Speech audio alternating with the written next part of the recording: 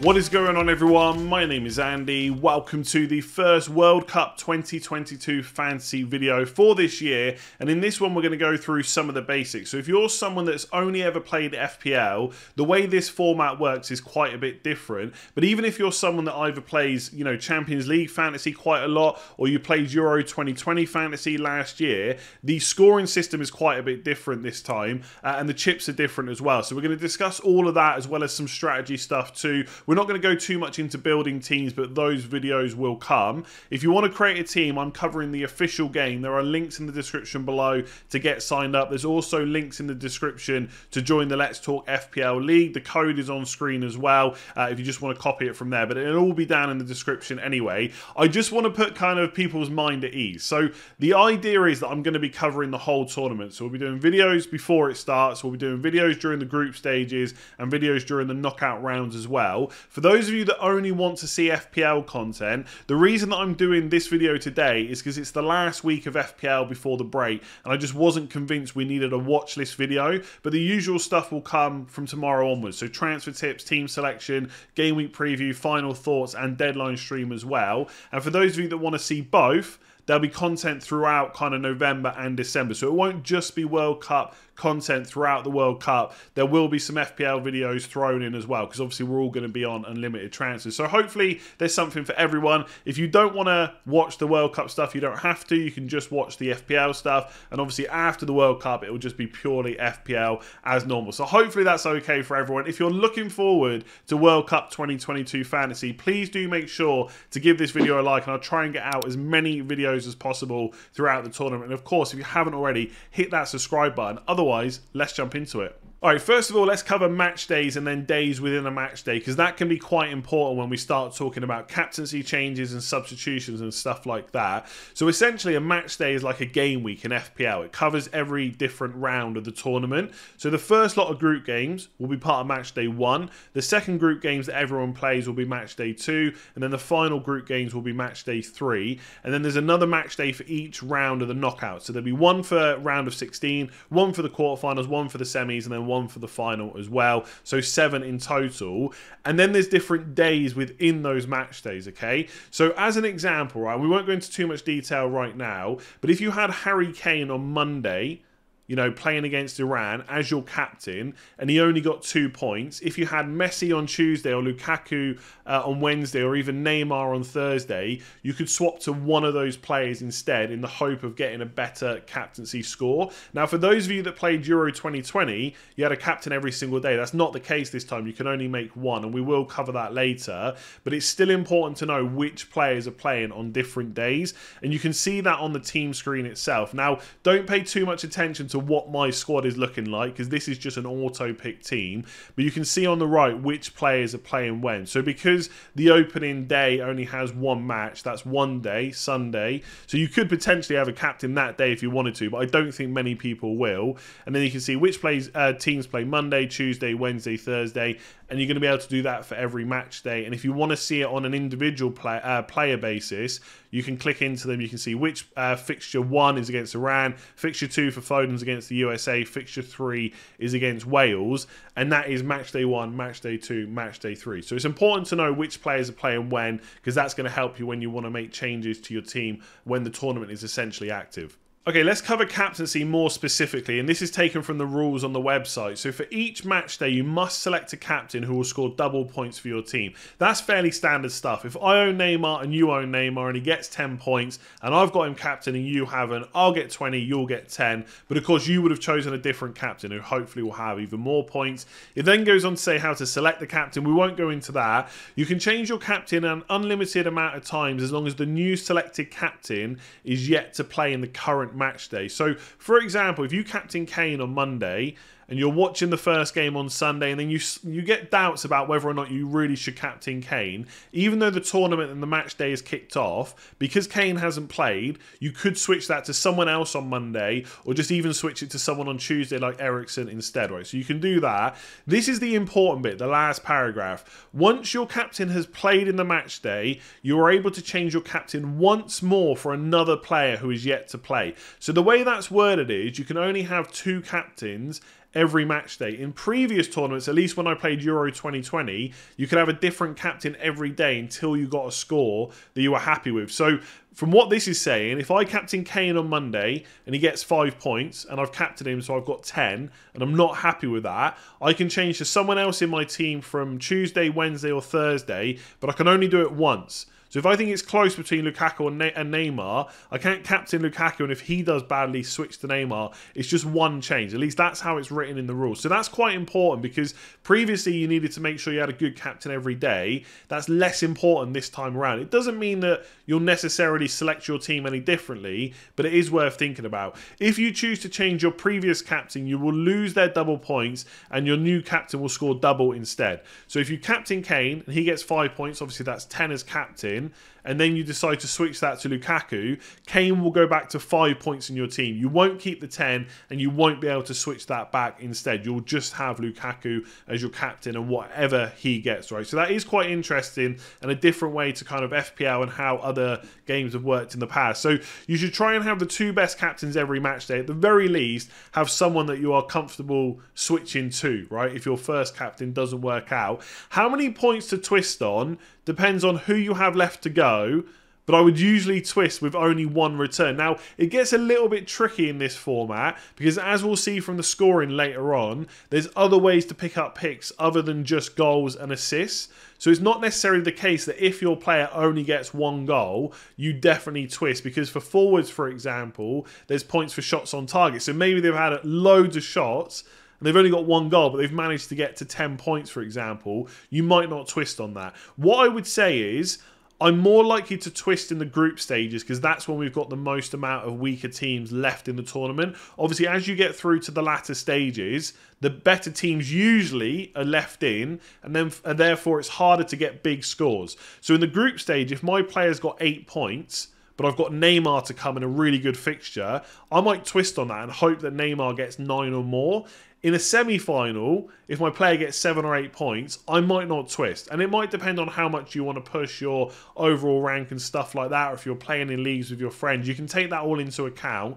But how much you twist on is really going to depend on who you've got left. And like I said, in the group stage, it's more worthwhile twisting, because you're going to see bigger scores, right? It doesn't mean that a player can't score a hat-trick in the knockout rounds. It's just usually less likely than in the group stages. So that's captaincy. Now let's talk about substitutions. Now, when you set your team up, it's fairly similar to other fantasy football games. You're going to pick a squad of 15 as long as they fit into your budget, and 11 of them will be in your first 11 and 4 of them will go on the bench. 1 has to be a goalkeeper on the bench. Then there's 3 outfield players as well.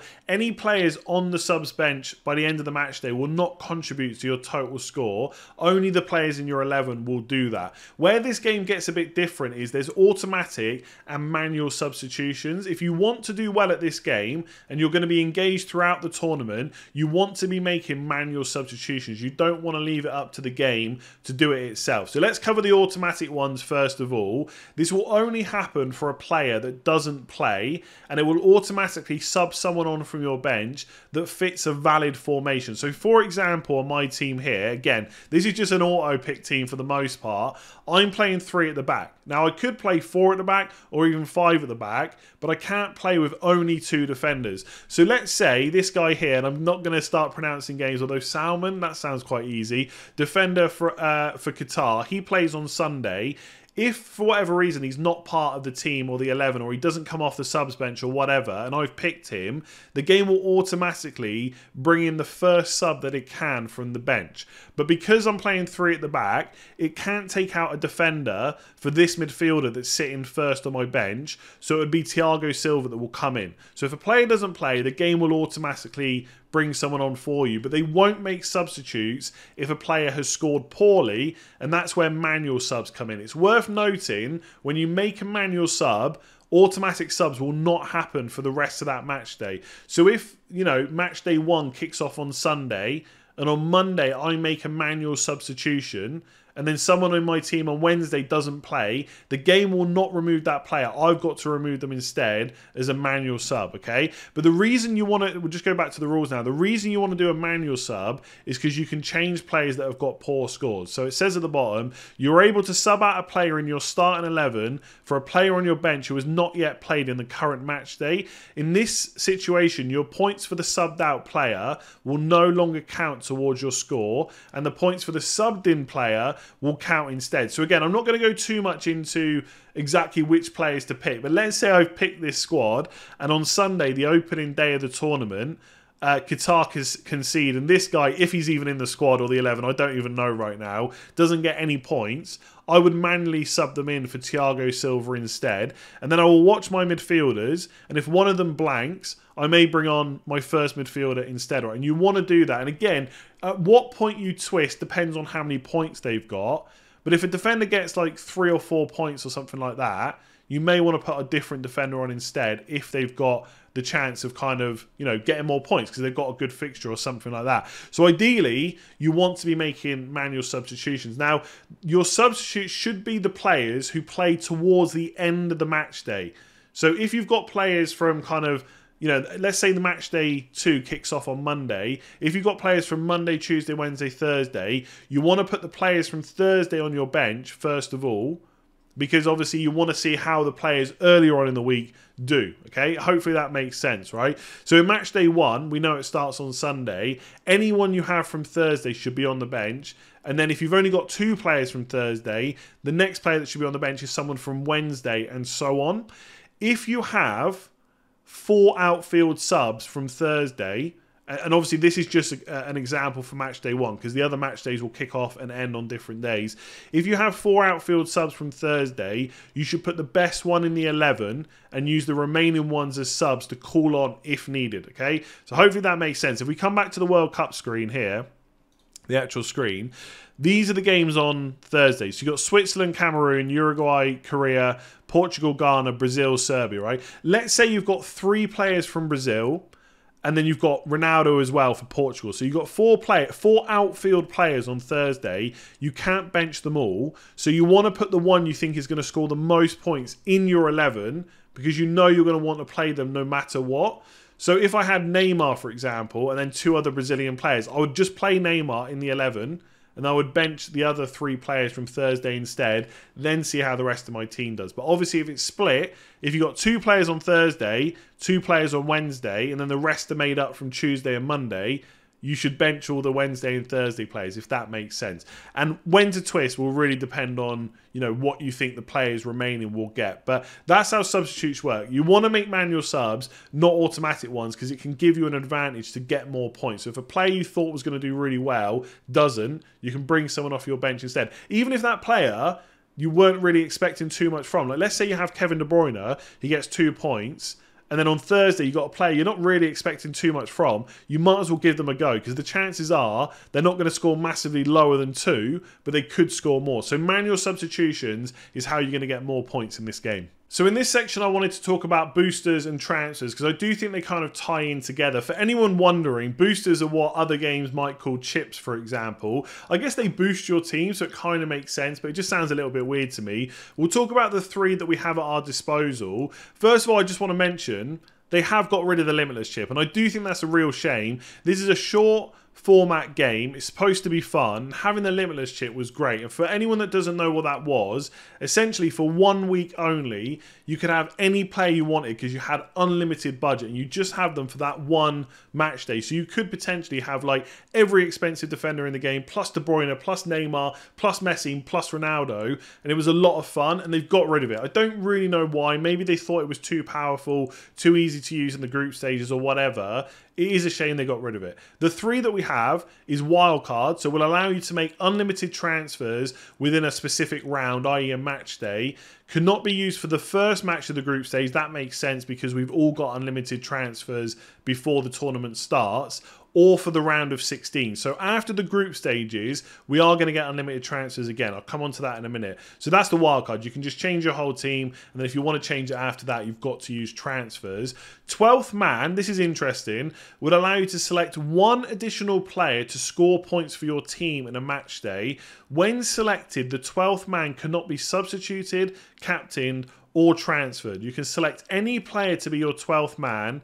12th man budget or team restrictions do not count here. So if you had 3 French players, for example, in your team, and they had a match where you thought they were absolutely going to smash it, and I need another attacker, you could add them as your 12th man in that match day. It is worth noting, you cannot use multiple boosters in one match day. So if you use wildcard in match day 2, you can't also use your 12th man that week. Where else it becomes interesting is if there's a player for a team that you think is going to do really well in one specific match, but the other 2 group games, for example, might be quite difficult. You might want to get them in as a 12th man for that one game, but not have them in your squad outside of that. So there's going to be different ways you can do it. That is kind of cool. I still miss the Limitless chip. But it's kind of cool, right? Because I don't think I've seen any other fantasy game do that. Then you've got, not the ones that I've played anyway, then you've got Power Captain, will allow you to get double points from whichever player scores the most points from your 15-man squad. This player will automatically be assigned the captain. People have asked for that in FPL because it can be frustrating when you've got 2 players who are really close. You think there's a good chance that either of them could score well. One ends up scoring like 20 points and the other one blanks, and it feels really harsh. So in those situations, Power Captain could be quite nice, and it takes away the stress of having to change the captain. So that's the 3 that we have. You will not be able to reverse a booster once it has been confirmed, and a booster will remain active up until the end of the current match day. A booster can only be used once, and multiple boosters cannot be used at the same time, which I already mentioned. Now let's talk about transfers. So pre-tournament, you get unlimited. Before the start of match day 2, you get another 2 to change 2 of the players if you want to. Before the start of match day 3, which is the final group game, you get another 2 transfers. And then after that, because obviously it is difficult to know exactly who's going to go out of the tournament after the groups, for the round of 16, you have unlimited transfers again. So you've got it now. You've got 1 wildcard to use in one of the other rounds if you want to, but you also get unlimited transfers for the round of 16. Then you get 4 transfers for the quarterfinal, 5 for the semi-final, and 6 for the final. Okay, so that's how it works, because obviously when you get to the final, there's only 2 teams to choose from, and if you've loaded up on the other 2 teams that go out of the semi-final, that can be annoying. And so you have 6 transfers. So when we go through videos, when we get to those latter stages, we'll talk about strategy. But essentially, you almost want to make bets that in the round of 16, these 8 teams are going to go through and these 8 teams are going to go out, and you want to limit the number of players from the teams that are going to go out. Obviously, you have 4 transfers to fix some of them, but in some ways you want to make a bet of who is going to go through, because then you can carry those players to the latter round. But we'll cover all that when we get to that stage of the tournament. This is a bit from the rules on transfers. So during the group stage, 1 transfer can be carried over into the next group stage match day. However, due to the unlimited transfers between the last game of match day 3, so the last group game, and the start of round of 16, you'll not be able to carry over a transfer because we've all got unlimited transfers. So if you pick your squad for match day, hopefully you're following along. If you pick your squad for match day 1 and you go into match day 2, you've got 2 transfers and you only use 1. In match day 3, you'll have 3 transfers. You can carry 1 over. During any stage of the tournament, you're able to exceed your transfer allocation. So you can do more transfers than 2 in match day 2 if you want to, but it's going to cost you 3 points. So that's 1 point less than an FPL. I like that. That might encourage people to take a few more hits. Once a transfer is confirmed, you can't reverse it. You're able to make transfers for the current and next scheduled match day by selecting the desired match day from the round selector. And then there's a table in the rules, which I won't go into. So just a few thoughts on boosters. The 12th man and the power captain are likely best used in the group stages because we've got more weaker teams. Again, it doesn't always work out like that, but you would expect for the most part the strongest teams will get through the group stages. They'll then get through the round of 16. And so using a 12th man in the quarterfinals or something like that, or your power captain, there is probably less chance of a bigger score. Like if you gave me 20 quid right now and asked me to put a bet on whether there'll be more hat-tricks in the group stages or the knockout rounds, it's going to be the group stages, right? Because there's more weaker teams involved. So that's probably when you're going to want to use those chips. Wildcard is a little bit more difficult. So you could most likely use it in the group stages again to target more of those weaker teams. So for the first 2 match days, you could pick a squad.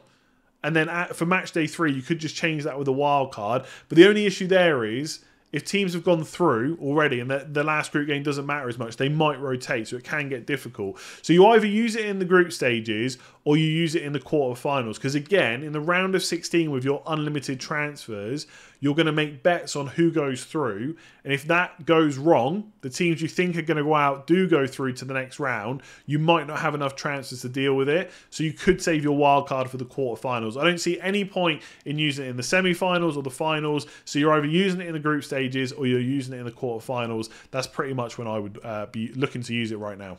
Let's look at the scoring system, because it is quite a bit different to how other fantasy football games work. Even how Euro 2020 work, this is very different. So there's only 1 appearance point up for grabs, and you've got to make 60 minutes or more. So in a lot of games, as soon as you step onto the pitch, you've got 1 appearance point. Then if you get to 60 or more, you get the second one. So you have 2.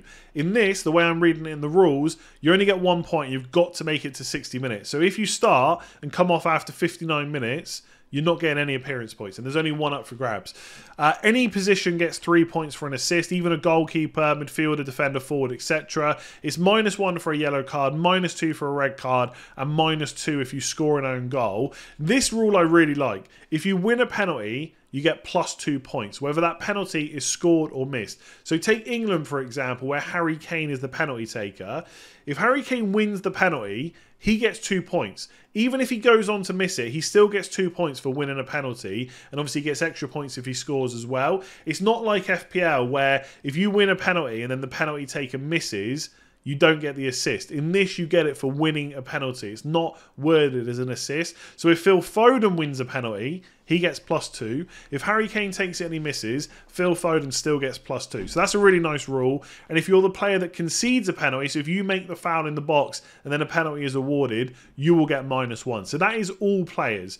Then we come on to goalkeepers. And again, this is quite interesting. A goalkeeper has to get to 70 minutes or more to get their clean sheet points. Okay? So if they make it to 69 minutes with a clean sheet intact, then they get injured or substituted for whatever reason, no clean sheet points. But they do get +5. So they get 1 appearance point for making it past 60, and then an extra 5 points for getting that clean sheet, as long as they make it to 70 minutes or more. So that's it. Usually it's 60 minutes for a goalkeeper. In this, it's 70.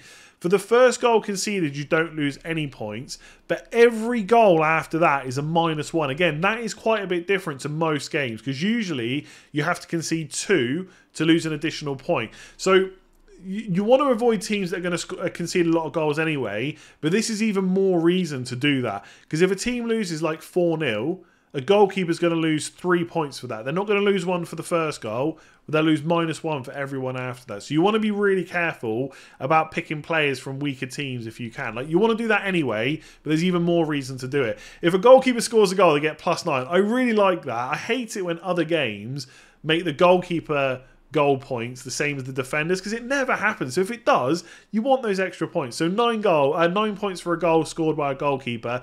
I like that, and who knows? In a knockout game or the final group game where they need a goal to go through, goalkeepers could come up. You never know. They could score. A penalty save, not including penalty shootouts, is +3, and every 3 saves is +1 point. So that's goalkeepers. Then defenders, again, +5 points for a clean sheet. So they can still get 6 points total for an appearance and a clean sheet. But again, the bigger the points come from the clean sheets, right? There's only 1 appearance point. And you've only got to play 60 minutes or more. So defender only has to play 60, a goalkeeper has to play 70, and then the goals conceded are the same. So first goal conceded 0, every goal after that is -1. So again, you want to avoid defenders who are going to get absolutely smashed. You could take a risk if they play earlier in the week or earlier in the match day, because you can swap them later on, but you still want to be careful about it because you've only got a certain amount of subs. And then goals scored for defenders is +7. So again, I quite like that. Attacking defenders, +7 points for a goal. That is really nice. Midfielders, you get a clean sheet point +1. You got to only make 60 minutes. So again, not 70 like a goalkeeper. Goals scored of 5, and every 3 tackles is +1. So there is the opportunity in this game, if you haven't got the budget left over to buy a really good goal scoring or, you know, creative midfielder, but there's someone who's cheap and makes a lot of tackles, they might be worth going for. If they went and made 6 tackles, let's say they made 9 tackles in a game, that's quite a lot, I know. They would end up on kind of +3 points, which then would be the same as an assist. But even if they got like 6 tackles +2, but they were much, much cheaper than the creative or goal-scoring midfielders, it might still be worth it. So it's worth at least taking note of that.